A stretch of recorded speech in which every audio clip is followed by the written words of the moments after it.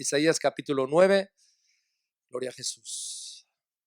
Había una vez un hombre rico que murió sin dejar herederos. Cuando todos sus bienes fueron auditados por el gobierno, lo que hacen en estos casos es organizar una subasta pública.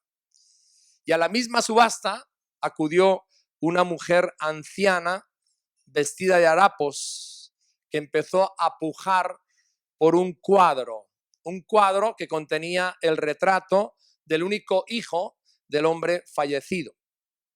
Este joven había sido muy especial para su padre porque fue su único hijo y había muerto a la edad temprana. Sin embargo, la multitud que se había reunido para participar en la subasta no mostró ningún interés en el cuadro, ¿verdad? Y cuando la viejita lo compró, ¿no? lo adquirió, alguien curioso se acercó y le dijo: oiga usted, ¿por qué usted tiene tanto interés en este cuadro, en conseguirlo? Ella respondió: porque dediqué mi vida a cuidar de este niño. Había sido niñera por mucho tiempo y le amaba con todo su corazón. Así que la viejita se cogió el cuadro, se lo llevó a su casa.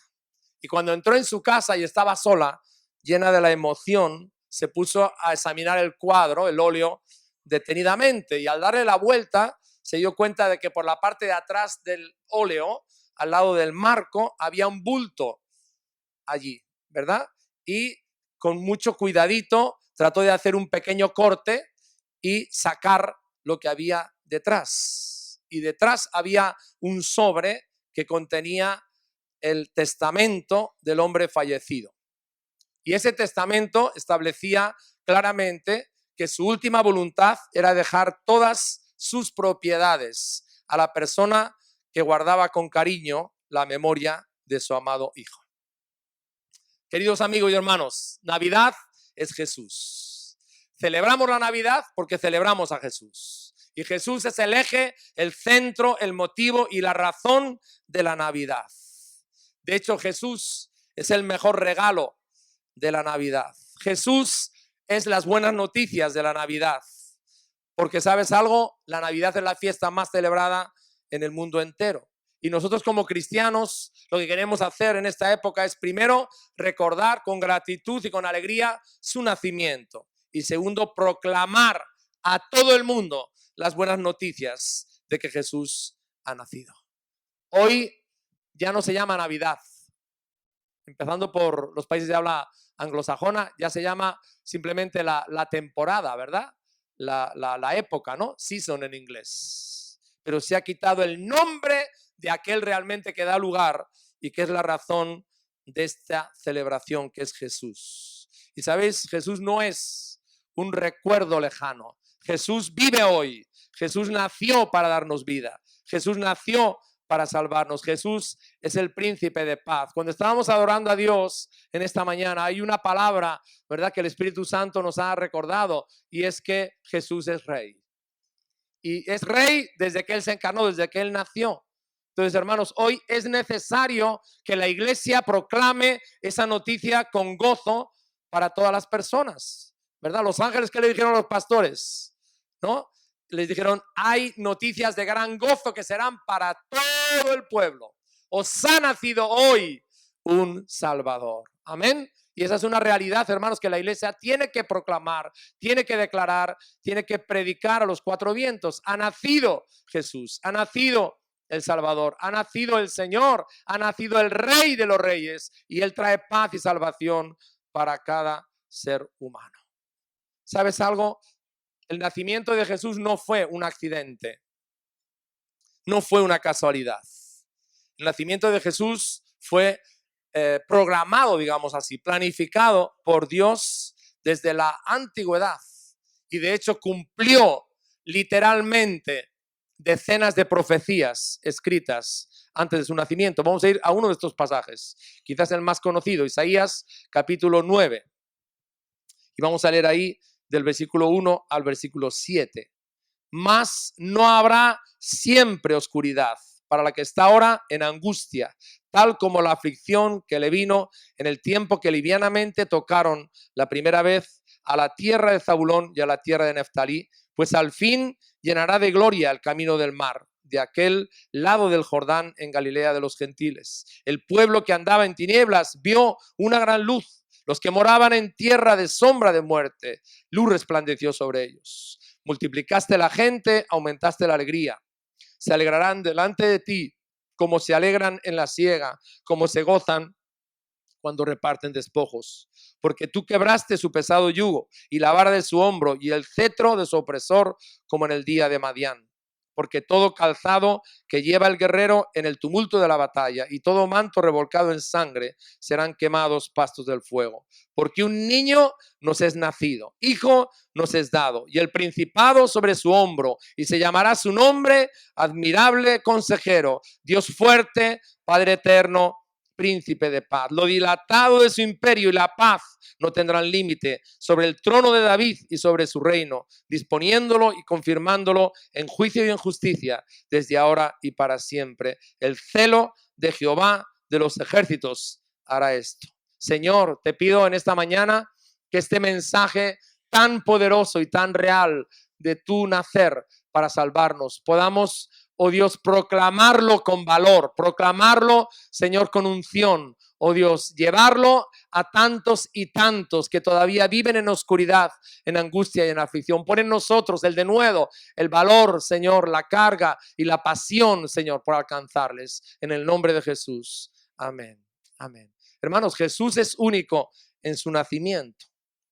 Si te das cuenta y vas un poquito hacia atrás conmigo en la Biblia, desde que Adán y Eva pecaron y parecía que el plan de Dios se había quedado completamente arruinado, Dios no fue sorprendido porque Él tenía una respuesta. Génesis 3:15. Fíjate lo que dice aquí.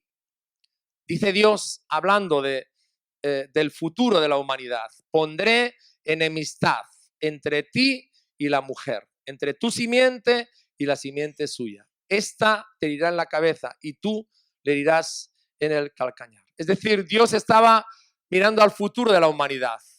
De repente ese plan de Dios de que el hombre viviera con él en el jardín del Edén en un estado perfecto fue frustrado por nuestra desobediencia, ¿verdad? Pero dice Dios, eso no va a durar para siempre, sino que Dios iba a hacer algo en la historia de la humanidad, en la simiente, en la descendencia, para traer un Salvador. Dios aquí promete y desvela que Él levantará un Salvador de la descendencia humana y que ese Salvador morirá en la cruz para derrotar el poder del diablo, ¿verdad? Esta imagen que tienen aquí es una imagen perfecta que refleja precisamente eso, ¿verdad? Cristo murió en la cruz, sí, pero muriendo Él no se acabó todo, no fue derrotado, sino venció sobre el diablo y nos hizo libres de la esclavitud del pecado. Entonces, queridos amigos, el nacimiento de Jesús era el centro del plan eterno de Dios para salvar a la humanidad.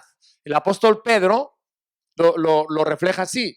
Dice, sino con la sangre preciosa de Cristo, como de un cordero sin mancha y sin contaminación, ya destinado desde antes de la fundación del mundo, pero manifestado en los posteriores tiempos por amor de vosotros. Y cuando Herodes y los sabios están investigando cómo era ese nacimiento, qué es lo que iba a pasar, ¿no? Los estudiosos de la época en Mateo 2:6 le dicen al rey Herodes, que era un ajeno, ¿verdad?, a las escrituras, le dicen esto: y tú, Belén, de la tierra de Judá, no eres la más pequeña entre los príncipes de Judá, porque de ti saldrá un guiador que apacentará a mi pueblo Israel. Y en otra ocasión, mucho tiempo antes, como 600 años antes, cuando Israel estaba en una encrucijada, en el capítulo 7 de Isaías, Dios les muestra el plan que Él tenía, ¿verdad? Por lo tanto, el Señor mismo dará una señal. He aquí que la Virgen concebirá y dará a luz un hijo, y llamará su nombre Emmanuel. ¿Qué significa Emmanuel? Dios con nosotros. Entonces, hermanos, el nacimiento de Jesús no fue una casualidad, no fue una coincidencia, fue el plan perfecto diseñado de Dios para traer salvación y traer esperanza a la humanidad, ¿verdad? Hoy estamos 8 de diciembre del año 2019 porque Jesús nació. El nacimiento de Jesús, queridos, cambió la historia de la humanidad. Jesús fue único, completamente único en su nacimiento. Y quiero decirte en esta mañana que si tú recibes a Cristo como tu Salvador, Él cambia tu vida para siempre, ¿verdad? Cuando yo recibo a Cristo es un antes y un después, porque el arrepentimiento y la fe en Jesús lo que hacen es que producen en mi vida un nuevo nacimiento. Cuando Cristo entra en mi vida, pasamos de muerte a vida, ¿verdad? Cuando recibimos a Cristo en nuestro corazón, cambiamos del reino de las tinieblas al reino de la luz. Pasamos de la potestad de Satanás a el reinado de Jesús. Y yo quiero invitarte, si no lo has hecho, querido amigo, a que lo hagas hoy, ¿verdad? Que puedas recibir a Cristo como tu Salvador, arrepentirte de tus pecados y poner tu confianza en Él. Ahora, lo segundo que nos dice esta profecía del nacimiento de Jesús es que Jesús nace para traer esperanza. Fijaros, el otro día nuestra hermana Sujei nos estuvo ministrando acerca de lo que es el desierto, virtuoso desierto. Una predicación bien hermosa, ¿verdad? Entonces, todos nosotros en la vida atravesamos circunstancias difíciles, de dolor, de enfermedad, de sufrimiento o depresión. Y yo creo que nos hacemos por lo menos dos preguntas cuando estamos en el medio de eso. La primera es, ¿cómo pongo fin a esto? Y la segunda es, ¿cuándo va a acabar? ¿Te las has hecho alguna vez? Seguro que sí, ¿verdad? Uno es, ¿cómo me quito esto de encima, verdad? No quiero sufrir tanto. Y la otra es, ¿cuándo termina esto? Que acabe pronto, ¿verdad? Entonces, fijaros, el versículo 1, espero que no te has movido de Isaías 9, el versículo 1 y el versículo 2 hablan de cuál es la situación de todo ser humano cuando está viviendo en el pecado separado de Dios. Y hay tres palabras claves que reflejan lo que vive el ser humano cuando no tiene a Cristo. La primera es la oscuridad, la segunda es la angustia y la tercera es la aflicción, ¿verdad? Ahora, ningún ser humano quiere vivir en la oscuridad. Job define cómo está nuestra vida cuando estamos en ese momento, en el capítulo 10 de Job. Cómo explica, ¿no?, lo que sucede dentro de nosotros cuando estamos viviendo en esa condición espiritual, emocional en nuestra vida. Dice Job 10:22, para explicarlo con palabras que entendamos. Dice, tierra de oscuridad, lóbrega, como sombra de muerte y sin orden, cuya luz es como densas tinieblas. No queremos nadie vivir en la oscuridad. Queremos la luz y queremos la vida. Ningún ser humano quiere vivir en un estado de angustia. El diccionario dice que la angustia es un estado de intranquilidad o de inquietud muy intensa causado por algo desagradable o por la amenaza de un peligro. La angustia es como la aflicción o como la congoja, ¿verdad? Y ninguno queremos vivir ahí. Y lo tercero que habla aquí es la aflicción, ¿verdad? Ninguno queremos vivir en el estado de aflicción. Proverbios capítulo 15, versículo 15, describe cómo la aflicción afecta, ¿no?, al corazón humano y dice esto de la aflicción. Dice, todos los días del afligido son difíciles, mas el de corazón contento tiene un banquete continuo. Los días del afligido son difíciles, pero la persona que tiene un corazón contento tiene un banquete continuo. Y sabéis, la maravillosa noticia de la Navidad es esta, que Jesús ha puesto fin a la oscuridad, a la angustia y a la aflicción de los seres humanos. 600 años antes de su nacimiento, fijaros, Isaías anuncia que el nacimiento de Jesús va a traer luz a todos aquellos que andan en tinieblas y va a traer vida a los que andan en sombra de muerte. Luego, por tanto, queridos amigos y queridos hermanos, con el nacimiento de Jesús acabó el tiempo de oscuridad, el tiempo de angustia, el tiempo de aflicción. Jesús marcó el final y abrió para cada ser humano un tiempo marcado por la vida, el gozo y la libertad. Aleluya. ¿Verdad? Eso es lo que significa su nacimiento.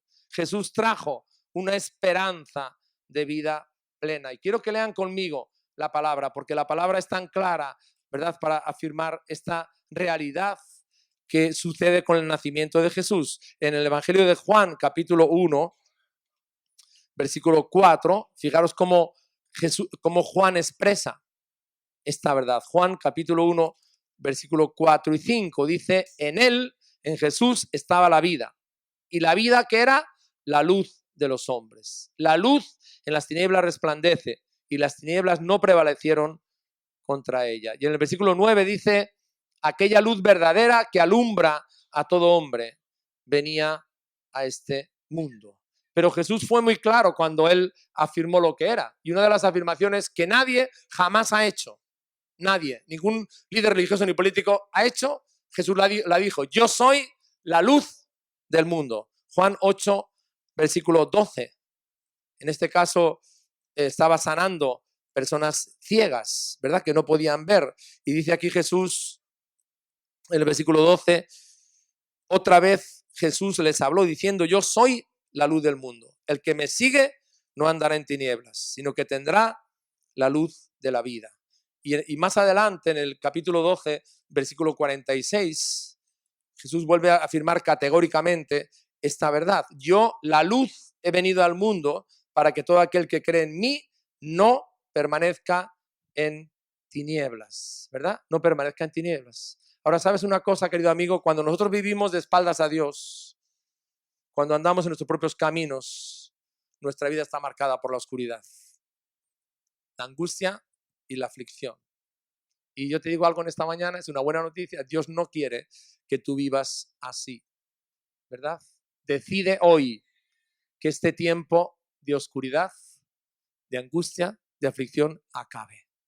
Decide invitar a Cristo a tu vida.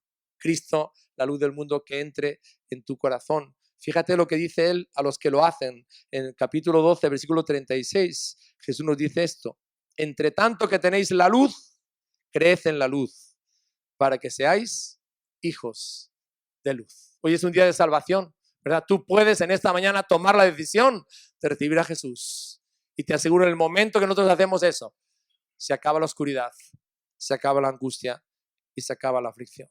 En tercer lugar, el nacimiento de Jesús trae la alegría de la salvación. Fíjate que hemos leído aquí en el capítulo 9, el versículo 3 dice, multiplicaste la gente, aumentaste la alegría, se alegrarán delante de ti, como se alegran en la siega, como se gozan cuando reparten los despojos. Lo hemos cantado antes en la alabanza, nos hemos alegrado y nos hemos gozado en lo que Jesús hace. ¿Saben? Muchas personas cuando celebran la Navidad, evidentemente, pues le dan ese énfasis, ¿no? A lo que es la celebración, a lo que es la comida, la cercanía, la familia, y eso es bueno y es necesario. Pero, ¿sabes? Dios nos quiere dar algo más duradero, algo más profundo, que no depende de las circunstancias, y escúchame bien, que nadie nos puede quitar. Cuando me convertí, éramos un grupo de 4 personas solo, muy pequeñita la iglesia, ¿verdad? Y de vez en cuando nos pasaba como hoy. Empezábamos a adorar, pero nos sobraban las partituras. Empezábamos a adorar y cantar en el Espíritu y adorar a Dios de una forma tremenda. Y uno de las personas que estaba allí en la iglesia componía, era poeta y compositor. Y nunca se me olvida una de las canciones primeras que compuso, porque esta canción decía, somos los hombres más felices del mundo porque tenemos la vida de Jesús. Nunca se me olvida, ¿verdad? Somos los hombres y las mujeres más felices del mundo porque tenemos la vida de Jesús. Jesús, hermano, nos da una alegría, ¿verdad? Que nadie nos puede quitar, que va más allá de lo material, más allá de lo emocional, más allá de las circunstancias, ¿verdad? No depende de eso. El gozo y la alegría de la salvación, que no nos da ni la comida, ni la bebida, ni el mundo, ni la discoteca, ni la borrachera, ni nada de eso, ¿verdad? Es una alegría profunda, es una alegría verdadera, es una alegría que dura, es una alegría que nadie nos la puede quitar. Fíjate cómo lo dice Jesús, Juan capítulo 15, versículo 11. Hablando de esta alegría, ¿verdad? Dice aquí Jesús, estas cosas os he hablado para que mi gozo esté en vosotros y vuestro gozo sea cumplido. Y en el capítulo 16, hablando de la alegría y del gozo que Jesús da, dice, también vosotros ahora tenéis tristeza, pero os volveré a ver y se gozará vuestro corazón y nadie os quitará vuestro gozo. Y en el 33 dice Jesús también, estas cosas os he hablado para que en mí tengáis paz. En el mundo tendréis aflicción, pero confiad, yo he vencido al mundo. Isaías, hablando de la alegría de ser salvos, en el capítulo 35, versículo 10. Fíjate lo que expresa. Dice Isaías aquí: los redimidos de Jehová volverán y vendrán a Sión con alegría, y gozo perpetuo será sobre sus cabezas. Y tendrán gozo y alegría y huirán la tristeza y el gemido. Amén. Lo hemos cantado antes con las canciones, pero hermanos, eso es lo que Jesús trae. Jesús te da esa alegría verdadera que tantos de nosotros buscábamos, ¿verdad? En las fiestas, en las discotecas, en tantas cosas cuando no conocíamos a Cristo. Pero el día que lo encontramos, el día que nos convertimos, el día que tuvimos ese cambio radical, hermanos, descubrimos que la verdadera alegría solamente nos la da Jesús. Amén. Por tanto, esa otra, hermanos, ya no nos hace falta, ¿verdad? Es tan poderoso este versículo, hermanos, de Isaías. Subráyatelo. Los redimidos de Jehová volverán y vendrán a Sión con alegría, ¿no? A la iglesia, y gozo perpetuo será sobre sus cabezas. Y tendrán gozo y alegría y huirán la tristeza y el gemido, ¿verdad? Esa sencilla canción: somos los hombres más felices del mundo porque tenemos la vida de Jesús. No por el dinero, no por las posiciones, no. Tenemos algo que el dinero no puede comprar, pero que Jesús nos ha dado, y es la alegría y el gozo de la salvación. Gloria al nombre de Jesús. Aleluya. Y en cuarto lugar, hermanos, Jesús trae algo poderoso a nuestras vidas cuando nace, ¿verdad? Cuando lo recibimos, y es que nos libra de la esclavitud del pecado. La palabra es muy clara, dice que todo hombre y toda mujer es pecador, ¿no? David dice: en pecado me concibió mi madre. Y todos nosotros, todos, ¿verdad? Hemos pecado por naturaleza y por acción. Y Jesús habló muy claro de cuál es la consecuencia que hay en cada ser humano del pecado. En Juan capítulo 8, versículo 34. Jesús le expresa esto a personas que no habían entendido realmente el estado del corazón humano. Jesús le respondió: de cierto os digo que todo aquel que hace pecado, esclavo es del pecado. El hombre, ¿sabéis cómo somos los hombres? No nos engañamos. Y decimos: bueno, solo una copita nada más, ¿verdad? Solo una copita nada más, solo otra copita nada más. Y cuando terminamos, estamos esclavos del alcohol. Y entonces ya no controlo yo las copas, ahora el alcohol me controla a mí. Solo un cigarrillo para colocarme. Ayer repartiendo y dando testimonio me daba tanto carga, ¿verdad? Ver jóvenes que ya durante todo el día se la pasan fumando, ¿verdad? Esas sustancias, ¿no? Solamente uno para colocarme un poco, que estoy muy triste hoy, a ver si se me levanta el ánimo. Pero uno hace otro y al final tú ya no decides. Es esa adicción la que te controla. Y de eso está hablando Jesús aquí. De eso está hablando Jesús aquí en el versículo 34, ¿verdad? Todo aquel que hace pecado, esclavo es del pecado. Y el esclavo no queda en la casa para siempre, el Hijo sí queda para siempre. Así que si el Hijo os libertare, seréis verdaderamente libres. Y quiero decirte algo, querido amigo: no hay ninguna religión que libere. Solamente hay una persona que libere, que es Jesús. Ninguna religión te libera. Y lo digo por experiencia, porque tantos años estuve siendo religioso, ¿verdad? Y no tuve libertad de aquellos hábitos y pasiones carnales que me controlaban. No, me iba a confesar, iba al cura a contarle mis caídas, pero volví otra vez a las mismas, porque recuerda esto: ninguna religión, ninguna práctica religiosa te puede hacer libre, solamente una persona, que es Jesucristo. Si el Hijo os libertare, seréis verdaderamente libres, ¿verdad? Entonces esa es nuestra condición. Necesitamos un libertador, necesitamos a esa persona que nos hace libres de la esclavitud del pecado, que nos ha destituido de la vida eterna, ¿verdad? Y esa persona solamente es Jesús, ¿verdad? Que nos hace libres del pecado. Y en quinto lugar, hermanos, Jesús nace, y nace como rey. Jesús se humilla hasta lo sumo, se hace un bebé siendo el rey del universo, ¿verdad? Pero sin embargo, la palabra de Dios declara en todos los lugares que Él nace como un bebé, pero es el rey de los cielos y de la tierra. Un ejemplo nada más, muy interesante, ¿no? Cuando los sabios de Oriente llegan, van a Jerusalén, porque se supone que allí, bueno, estaba el mandatario y estaba la gente más sabia, ¿no? Ellos no habían visto la estrella, pero no tenían toda la información. Esto está en Mateo. Entonces, se quieren acercar allí Y cuando van a la corte hablan con Herodes, con los sabios, con los religiosos, con los eruditos. Les hacen esta pregunta directamente clara. ¿Dónde está el rey de los judíos que ha nacido? Y todos se espantan. A Herodes casi le da un pampurrio. Dice, ¿cómo que hay otro rey? Solamente el único rey que hay aquí soy yo. Sí, pero le dicen, no. ¿Dónde está el rey de los judíos que ha nacido ya? Porque nosotros venimos para adorarle. Entonces, cuando la palabra de Dios habla de Jesús, no habla de un bebé que pase inadvertido, indefenso, escondido. No está hablando de que ese bebé es el rey del universo, ¿verdad? ¿Dónde está? Porque ha nacido el rey de los judíos. Entonces venimos a adorarlo, ¿verdad? Buscaban un bebé recién nacido, sí. Dios se lo había revelado, pero ese bebé era el rey de reyes y tenía toda la autoridad del universo y como tal, ¿verdad? Como tal le adoraron. Y queridos hermanos y queridos amigos, Navidad no es una fiesta más. En Navidad estamos recordando una verdad poderosa que ha sacudido la historia, el universo y las edades. El Rey de Reyes y el Señor de Señores se hizo un niño. No lo entendemos. Y nació, ¿verdad? Para salvarnos. Y dice la palabra de Dios, vamos a buscarlo en Daniel, ¿no? Daniel capítulo 2. Fíjate cuántos años antes ya el Señor lo anunció quién era ese ser que iba a nacer y qué trascendencia histórica y universal iba a tener. Daniel capítulo 2, versículo 44.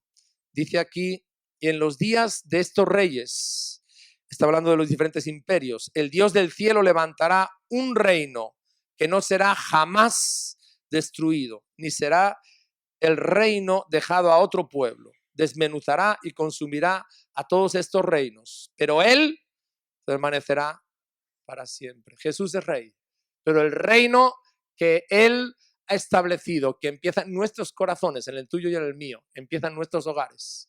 Ese reino nunca jamás desaparecerá. Dice aquí la palabra profética que los demás reinos caerán y lo hemos visto caer. El imperio romano cayó, el imperio babilónico cayó, el imperio griego cayó, Alejandro Magno cayó, Napoleón cayó, Hitler cayó, todos los reinos han caído. Pero hay un reino que permanecerá para siempre y es el reino de Jesús. Porque él es rey, se lo dijo a Pilatos, ¿verdad? Tú lo dices, yo soy rey y para esto he nacido y para esto he venido, para reinar.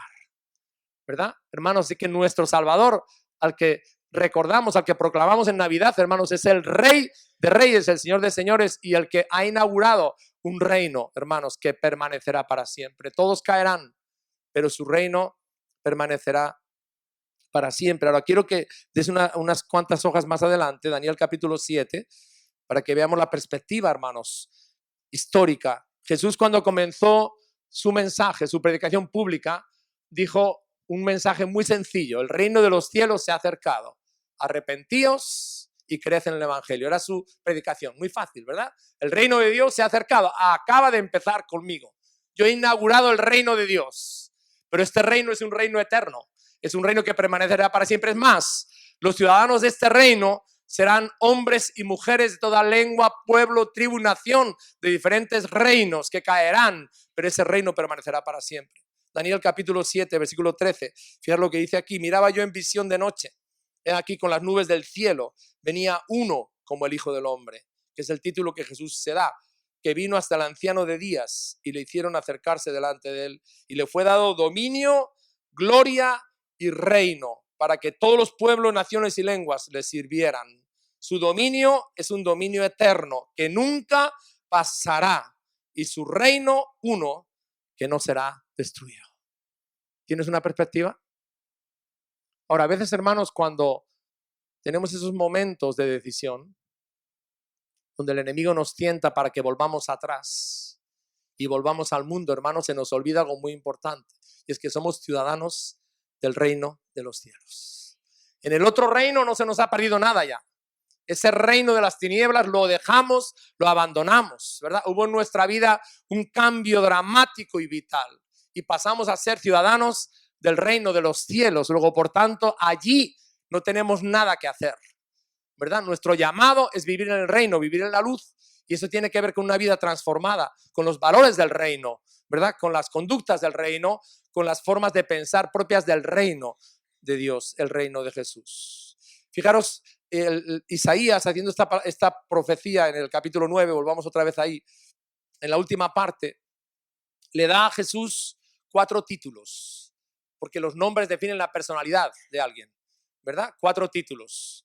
En castellano son 5, pero realmente en el original son 4. El primero es admirable consejero, es decir, Jesús vino para llevar a cabo el plan eterno de salvación marcado por el Padre y salvar al género humano. Vamos a leerlo en el capítulo 11. Capítulo 11, versículos 1 al 5.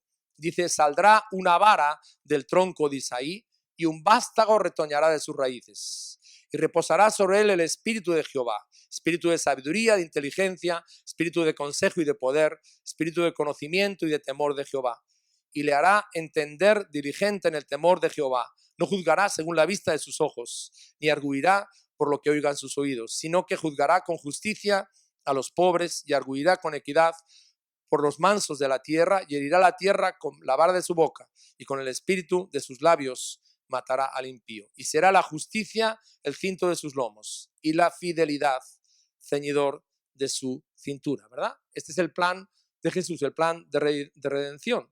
Él vino a cumplir todo aquello que Dios ya había planificado desde antes de la fundación del mundo. El segundo título que le da aquí la profecía a Jesús en su nacimiento es Dios fuerte. Dios fuerte, ¿no? Apocalipsis, capítulo 1, versículo 8. Cuando Juan ve a Jesús y le ve en su gloria y majestad, no en el estado terrenal, donde su gloria estaba velada, sino en el estado celestial. Apocalipsis, capítulo 1, versículo 8. Fíjate lo que dice él. Jesús dice, yo soy el alfa y la omega, principio y fin, dice el Señor, el que es, el que era, el que ha de venir, el todo poderoso. No es el diablo el que tiene el más poder. Qué tremenda mentira, ¿verdad? ¿Cuántas veces se la creemos? No. El todopoderoso es Jesús. El que ha vencido es Jesús, ¿verdad? Y podemos decir en Cristo, todo lo puedo en Cristo que me fortalece, porque el que me da el poder es todopoderoso. Amén. Él es todopoderoso.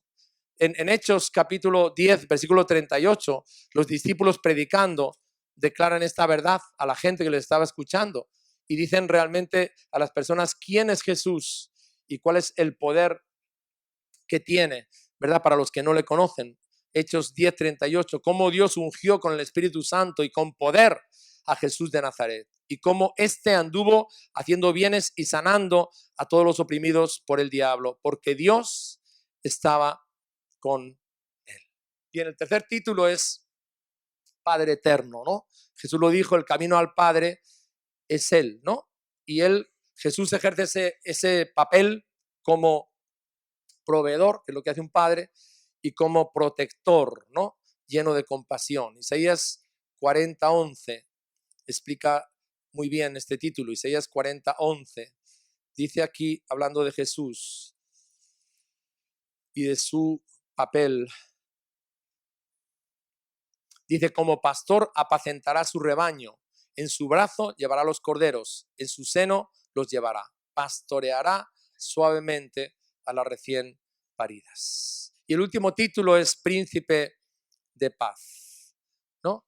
El reinado de Jesús en cada una de nuestras vidas traerá una restauración completa y un bienestar total, ¿verdad? Jesús mismo lo explica en el Evangelio de Juan, capítulo 14, ¿verdad? La paz que él trae. Pueden por favor apagar la calefacción, creo que tenemos demasiado calor. Juan 14:27 dice, mi paz os dejo, mi paz os doy. Yo no os la doy como el mundo la da. No se turbe vuestro corazón ni tenga miedo, ¿verdad? Jesús nos da paz, nos permite tener una relación armoniosa con Dios, ¿no? Experimentamos la paz con Dios a través de Jesús, ¿no? Romanos 5:1 dice, justificados pues por la fe, tenemos paz para con Dios por medio de nuestro Señor Jesucristo. Y en Efesios, cuando habla de nuestro estado de enemistad que teníamos antes de conocer a Jesús y cómo Él ha derribado eso que nos separaba de Dios, Efesios capítulo 2, versículo 13. Pero ahora en Cristo Jesús, vosotros que en otro tiempo estabais lejos, habéis sido hechos cercanos por la sangre de Jesucristo. Porque Él es nuestra paz, que de ambos pueblos hizo uno, derribando la pared intermedia de separación, aboliendo en su carne las enemistades, la ley de los mandamientos expresados en ordenanzas, para crear en sí mismo de los dos un solo y nuevo hombre, haciendo la paz y mediante la cruz reconciliar con Dios ambos en un solo cuerpo, matando en ella las enemistades. Y vino y anunció las buenas nuevas de paz a vosotros que estabais lejos y a los que estaban cerca, porque por medio de él, los unos y los otros, tenemos entrada por un mismo espíritu al Padre. Quiero concluir. Navidad es Jesús. Navidad son buenas noticias. No tienes por qué seguir viviendo separado de Dios, alejado de Dios, ni en la angustia, ni en la aflicción. Jesucristo ha nacido y vive hoy, querido amigo. Hay esperanza, porque Él es la luz y Él es la vida. Hoy tenemos que dar buenas noticias a todos. Jesús trae la alegría, Jesús trae la salvación a tu vida. Jesús nos hace libres de la esclavitud del pecado. Y yo quiero invitarte en esta mañana, ¿verdad? Vamos a pedir al grupo Alabanza que venga aquí y vamos a tener un momento para inclinar nuestras cabezas. Quiero hacerte una invitación a ti personalmente, ¿verdad? Para que vengas a Jesús en esta Navidad, para que decidas recibir estas noticias de parte de Dios, ¿no? Tomar la determinación de arrepentirte de tus pecados y invitar a Jesús como Salvador y como Rey a tu vida. Quizás tú puedes decir, bueno, tú supieras todos los problemas que tengo. ¿Por dónde empiezo? ¿Verdad?